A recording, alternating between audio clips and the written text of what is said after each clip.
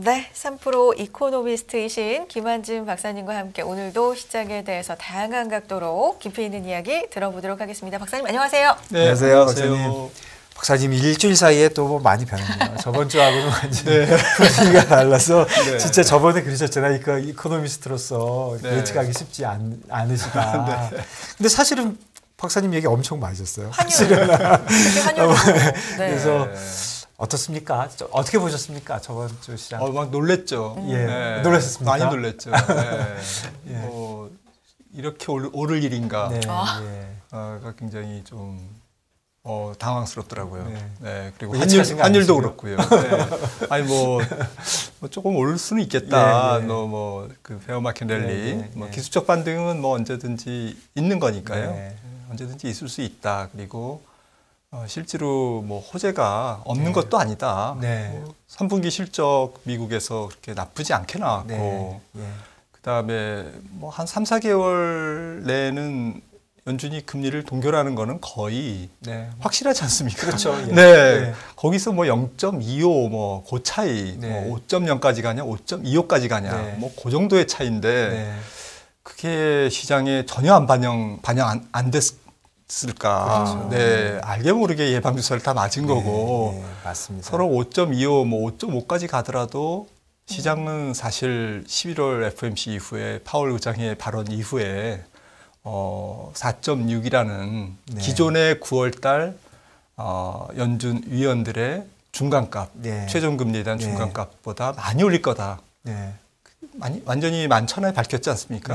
그래서 주가가 폭락했었고, 그래서 시장은 뭐 서로 5.5까지 올려도 그렇게 크게 많이 빠지지는 않겠다라고 생각을 하고 있었는데 놀랐습니다. 놀라실 만큼. 그러니까 시장이 생각보다는 좀 많이 움직였다. 맞습니다. 그렇습니다. 그러면 그 0.2%가 이제 포캐스트 0.2% 틀린 건데 사실 그게 내용상으로 대단한 겁니까? 뭐 상징성은 있겠죠.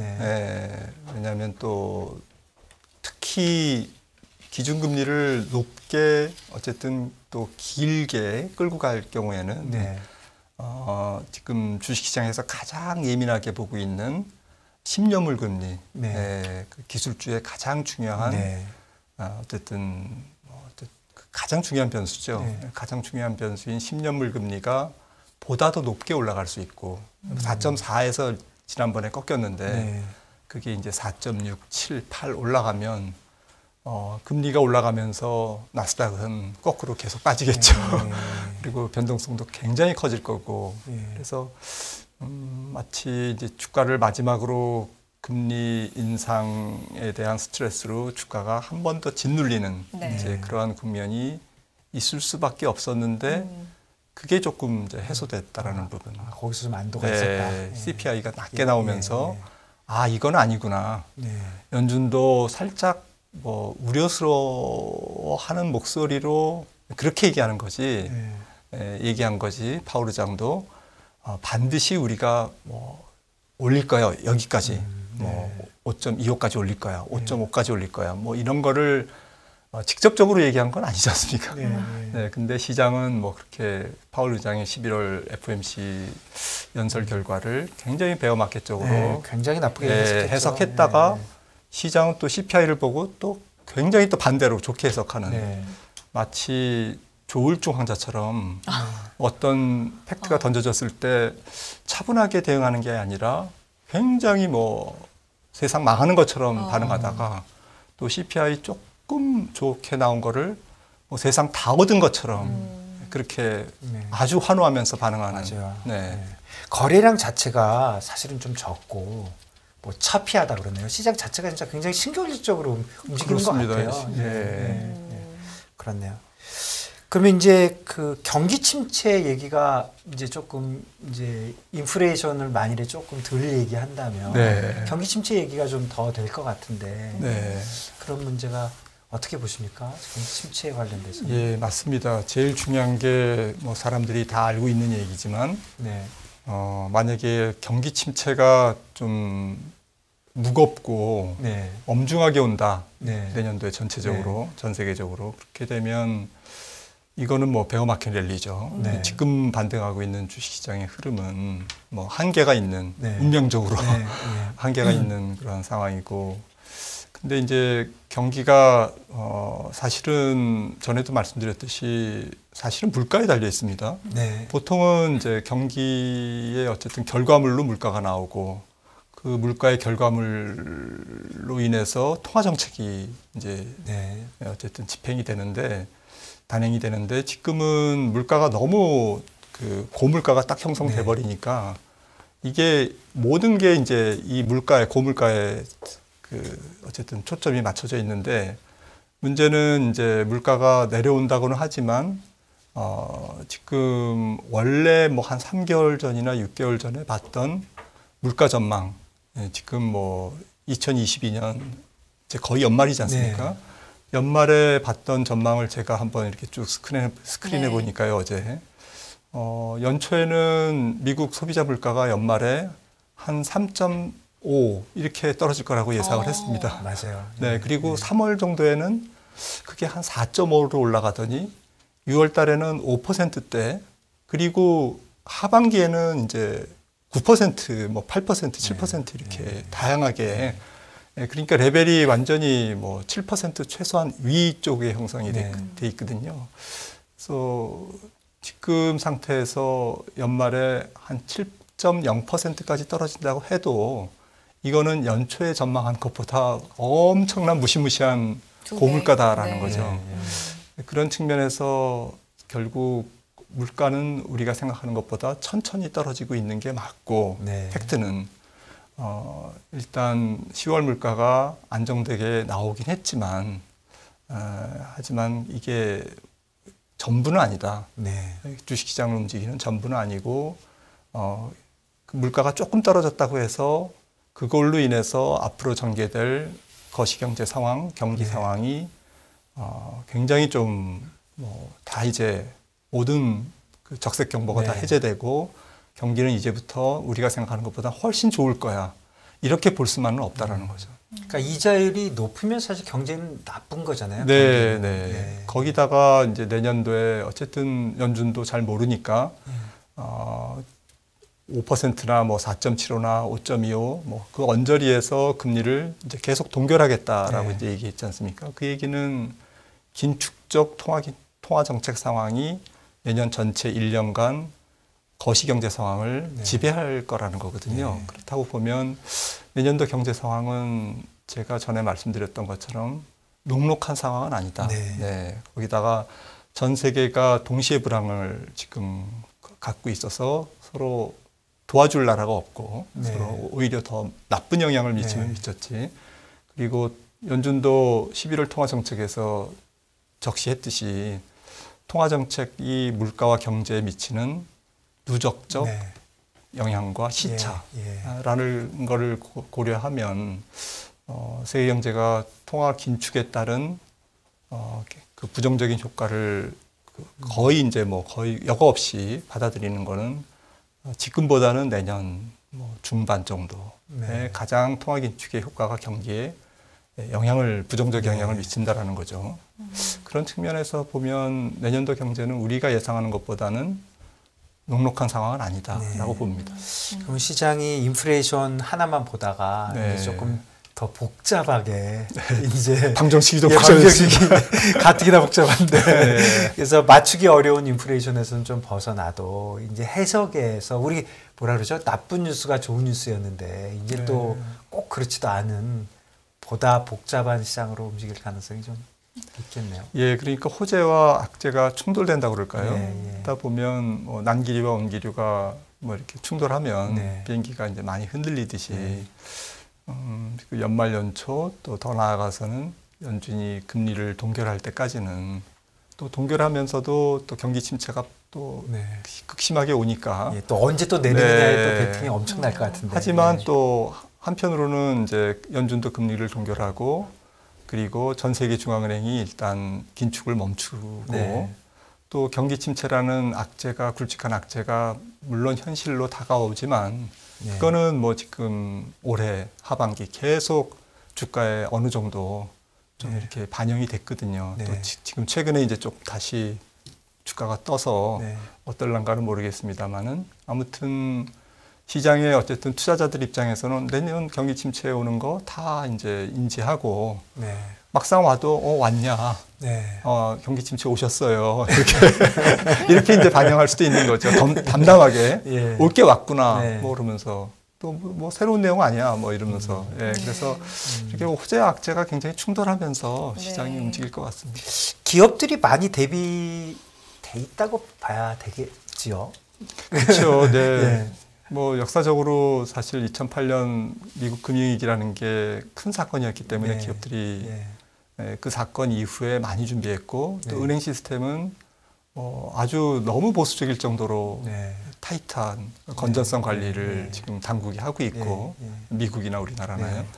네. 그러면서 전체적인 뭐 담보 비율이라든지 보험사의 뭐 안정성 비율이라든지 또 증권사의 자기 자본 비율 유지라든지 이런 금융회사들의 어쨌든 건전성 규제가 굉장히 지금 최근 한 10여 년간 엄격해졌거든요. 네. 강해졌죠. 네, 그래서 아마도 지금 뭐 이렇게 경기 침체 또 기업이나 또 가게의 캐시플로우 좀 현금 흐름의 악화 이런 것들이 와도 은행 시스템이라든지 제도적인 금융권 안에서는 큰 문제는 생기지 않을 거다.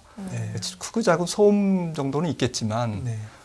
그렇게 큰 문제는 일어나지 않을 것 같고 문제는 항상 그림자 금융이죠. 네. 우리가 통계가 정확하게 파악되지 않은 그런 부분. 그게 대표적인 게 지금 암호화폐 시장입니다. 암호화폐 예. 시장은 그게 도대체 뭐가 있는지 그 안에 어떤 지금 구조로 레버리지가 일으켜져 있는지 누가 어느 정도의 부채를 안고 있는지 이런 것들이 다 없거든요. 지난주에 큰 사건이 있었죠. FTX. 난리가 났는데. FTX 이런 사건들이 이제 그런 게 지금 그 경기 침체의 후폭풍으로 나타나고 있는 전형적인 그림자 금융의 어쨌든 혼란 그런 리스크인 것 같습니다. 그렇군요. 이런 말씀하시죠. 예. 매크로적인 상황에서 그럼 조금 더 좀 세부적으로 들어서 우리 시장은 그럼 지금 어느 정도 와 있나 많이 반등을 했잖아요. 그래서 2,400대 후반, 2,500 그럼 탈원 가능한가 지금 단기적으로 그런 상황인데 이 정도 레벨은 어느 정도라고 보세요? 지금 뭐 PBR로는 0.95배 그리고 뭐 퍼는 뭐 다시 또 10배 위로 10배 위로 올라왔는데요. 지금 한번 어닝과 그 PER, 소위 멀티플이라고 그러죠. 그래서 기업 실적과 PER, 그러니까 주식시장의 프리미엄입니다. 프리미엄의 어떤 조합에 따른 코스피 목표치를 한번 보시면 지금이 이제 10.5배 정도의 2,400 정도, 2,500에 가깝죠. 여기 바로 이제 여기 왔습니다. 아주 까마득한 자리였는데, 근데 이제 내년도 기업들의 그 주당 순이익이 조금 이제 이렇게 줄 거다라는 거를 만약에 전제로 한다면 뭐 시장 컨센서스가 마이너스 5%에서 뭐 8% 사이. 그러니까 시장은 2,100에서 2,500 정도의 박스권에서 움직일 수 있는 지금 이제 박스권 상단 정도에 지금 다 도달했기 때문에 시장이 기술적으로 뭐 2,550, 2,600 이렇게 갈 수는 있습니다. 수급 상황으로 일시적으로 이제 수요가 몰리면 갈 수는 있지만 이거는 이제 펀더멘탈하게 중심값이 한 2,500이면 그렇게 싼 가격은 아니다. 코스피의 어쨌든 현재와 내년도의 기업들의 예상이익으로 봤을 때는 싼 가격은 아니다라는 말씀을 좀 드리고 싶고요. 만약에 올라간다면 어떤 조건이 필요할까라고 보면 이익이 올라가야죠. 이익이 올라가면서 PER이 이제 11배 혹은 뭐 우리나라 PER이 그래도 한 12.5배 정도까지는 올라갈 수 있거든요.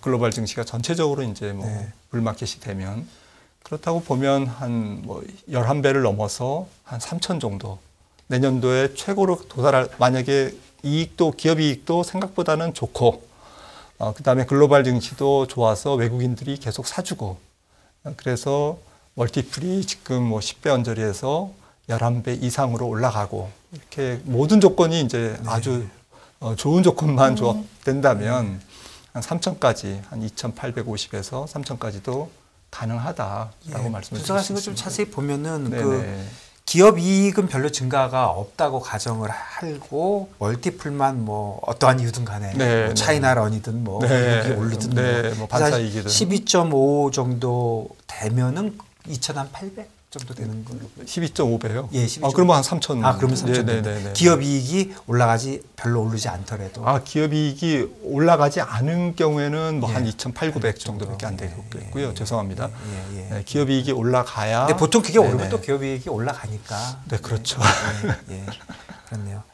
최근에 그 차이나런에 관련돼서 저는 무슨 뜻인지 사실 정확하게 파악은 안 되는데 차이나에서 뭐 독재가 일어나니까 나온다? 뭐 그런 의미인지도 모르겠는데 차이나에서 돈이 좀 나오면 한국에 좀 들어오지 않겠냐 그런 의미 하나.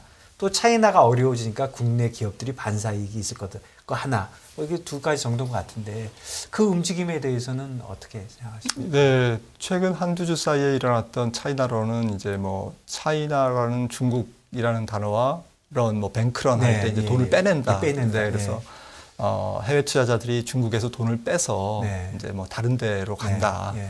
그래서 이제 마침 뉴스가 나온 게 텍사스 교직원 공제가 뭐 수백 조를 이제 운용을 하는데 중국에서 의미 있게 37%인가 비중을 유지했다가 그거를 뭐 굉장히 많이 줄이면서 그 돈을 이제 한국에 가장 많이 지금 그 빼온 돈을 넣고 나머지는 이제 인도, 브라질 이런 데로 이제 다른 신흥 국가로 일단 중국에서 빠져나와서 다른 쪽에 이제 포트폴리오를 분산시켰다.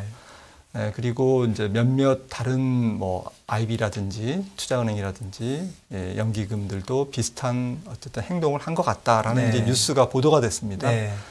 그리고 실질적으로 이제 그 지표를 보니까 중국에서 돈이 계속 빠져나오는데 특히 중국 회사채, 중국 기업들이 발행한 달러 표시 회사채는 거의 뭐 연초부터 많이 빠졌고요. 그 주로 달러 표시 여기 환율이라는 게 그 부동산 개발업체들이 발행한 채권들이 많은데 대부분 투기 등급 하이힐드까지 이제 떨어져 있기 때문에 채권 가격이 거의 폭락했습니다. 그래서 금리가 폭등했다는 얘기죠. 그래서 이런 것들이 이제 어수선한 분위기에서 특히 이제 주식은 그래도 상반기에는 빠져나오지는 않았거든요. 근데 하반기 들고 특히 최근 10월 달에 이제 주식마저도 이제 빠져나온다.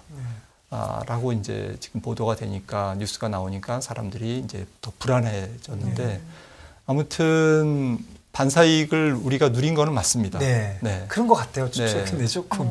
근데 이제 외국인들이 왜 빠져나왔느냐? 그거는 10월 24일 그 20차 당대회에서 이제 시진핑 주석의 실질적인 10년 어쨌든 정권 어쨌든 그 유지가 확정되는 순간에 그 다음 주에 월요일 날 홍콩 증시와 H 주식이 6, 7%씩 지수가 6, 7%씩 빠졌지 않습니까? 이게 일종의 서방의 응징이었죠.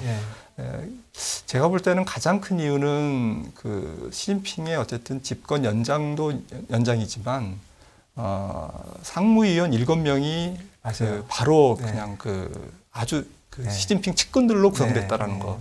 그게 경제 논리보다는 앞으로 중국 경제의 모든 어쨌든 국가 시스템이 정치 논리 그리고 비효율적인 그리고 좀 반기업적인 그러한 정책이 나올 수 있다라는 우려가 굉장히 그 다음 날 홍콩 증시에 바로 투영이 됐습니다. 그 연장선상으로 제 생각에는 좀 연장선상으로 봅니다. 그렇군요. 국내 시장 얘기를 박사님 조금 더 결론적으로 마무리를 해주셨으면 좋겠는 게 왜냐하면 지금 2,800, 3,000 얘기를 해주시니까 지금 채팅창에서 그거 너무 낙관적인 거 아니냐라는 지금 뭐 질문도 또 박사님이 또 그 전에 그 레인지는 또 2,100에서 2,500 레인지라고 그래서 지금부터의 전략이라든지 앞서서 그렇게 되려면 필요한 조건들 말씀해 주셨지만 조금 더 결론을 내주셨으면 좋겠습니다. 거듭 말씀드리지만 이익이 증가되고 글로벌 증시가 전부 다 달아올라야 뭐 2,800 혹은 3,000까지 갈 수 있다라는 말씀인데 사실은 그 전제가 되는 조건 기업 이익이 내년도 경기 침체기에 우리나라 기업이 더 증가할까요? EPS가 좀 불가능한 얘기죠. 오히려 마이너스 5%에서 지금 시장 컨센서스는 마이너스 7% 내지는 뭐 10%까지 이제 기업이익이 감익될 거다. 네. 삼성전자만 보면 알 수 있거든요. 그렇죠. 삼성전자가 영업이익이 내년에 한 40% 감익을 그렇죠. 지금 내다보고 있기 때문에 이걸 팩트를 보면 사실은 이익은 후퇴한다. 그러면 어쨌든 글로벌 증시가 전체적으로 그렇게 큰 불마켓이 안 되는 상황에서 우리나라 PER도 10배 미만으로 떨어질 수 있고 그렇다면 2100 정도가 다시 또 갈 수도 있다. 네, 갈 수 있는 그런 저점이 아니냐. 어떻게 보면 그렇게 나쁘게 봐도 지난번에 9월 30일 날 도달했던 2140은 뭐 진바닥이다. 네. 라고 이제 긍정적으로 볼 수가 있습니다. 그것만 해도 사실은 있는 거죠. 그래서 그 이하 뭐 2000을 깬다든지 이런 공포적인 상황은 지금으로서는 좀 보이지 않는다. 줄었다.